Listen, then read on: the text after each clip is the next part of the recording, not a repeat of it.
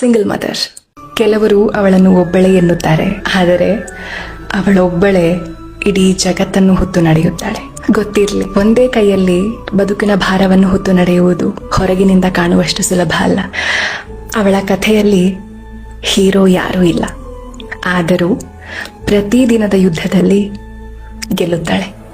ಅವಳು ಗೆದ್ದದ್ದು ಜಗತ್ತನ್ನಲ್ಲ, ತನ್ನ ಪರಿಸ್ಥಿತಿಗಳನ್ನು. ಯಾರಾದರೂ ಬಂದು ನಿನಗೆ ದಣಿವಾಗಿದ್ಯಾ ಅಂತ ಕೇಳಿದ್ರೆ ಇಲ್ಲ, ನಾನು ಚೆನ್ನಾಗಿದ್ದೀನಿ ಅಂತ ಉತ್ತರಿಸ್ತಾಳೆ. ಬಹುಶಃ ಆ ಕೇಳಿದವರಿಗೆ ಅವಳ ಕಣ್ಣಲ್ಲಿ ದಣಿವು ಕಾಣಿಸಬಹುದೇನೋ, ಆದರೆ ಸೋಲು ಕಾಣಿಸುವುದಿಲ್ಲ.